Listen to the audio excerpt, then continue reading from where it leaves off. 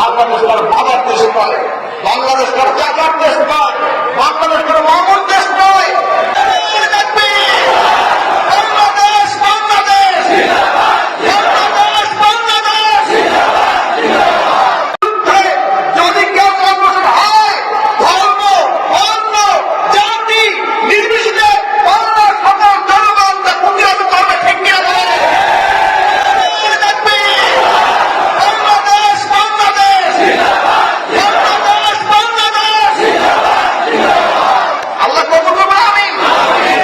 আমরা রেডি আছি, যখন সেনাবাহিনী বলবে, সরকার বলবে, আমরা ঝাঁপিয়ে মধ্যে দ্বিধাবোধ করবো না।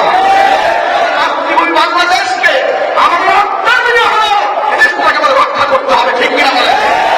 এখানে মত নাই, মত নাই, যার মত বেশি থাকেন দেশের স্বাধীন সর্বভৌম স্বার্থে সকল মুসলমান, সকল ধর্ম, জাতি আমরা ঐক্যবদ্ধ, ঠিক কিনা বলেন?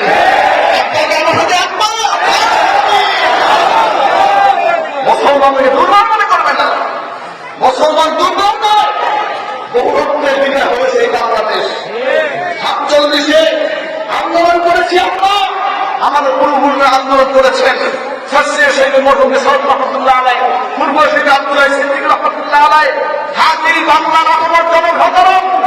আন্দোলন করেছেন। 47 হয়েছে পাকিস্তান, ঠিক কিনা কন? সেখান থেকে 1971 সালে লক্ষ লক্ষ মানুষের রক্তের বিনিময়, ইসলামের বিনিময় এই স্বাধীন দেশ বাংলাদেশ হয়েছে, ঠিক কিনা কন? আমাদের বাংলাদেশে আছে আমার দাদাগার শাসক আবু জাফর মোহাম্মদ সালেহ রহমাতুল্লাহ আলাইহি, তার আমাদের এখানে আছে সবচেয়ে শ্রদ্ধা আরো আমাদের বাংলাদেশের জন্য আছে কি নাই? ভাইরা আমার, খেয়াল রাখবেন, হিসাব করে চলবেন।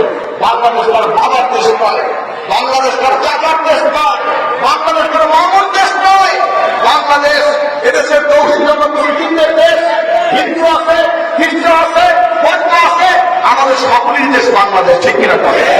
ধর্ম যার যা, দেশ সবার, ঠিক?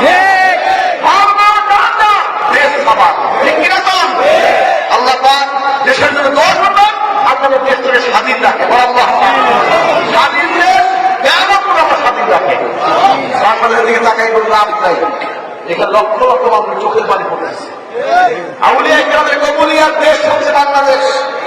সারা পৃথিবীতে আমার দাদাজান বলবেন, বাবা মক্কা শরীফে কোরআন নাযিল হয়েছে, মিশরের লোকেরা সুমধুর কণ্ঠে কোরআনকে পাঠ করেছে, তেলাওয়াত করেছে, বাংলার মুসলমান কোরআনের আমল করেছে। বলেন না সুবহানাল্লাহ? আল্লাহ পাক আমাদেরকে এর উপরে দায় এবং কায়দা তৌফিক দান করুন। যাই হোক,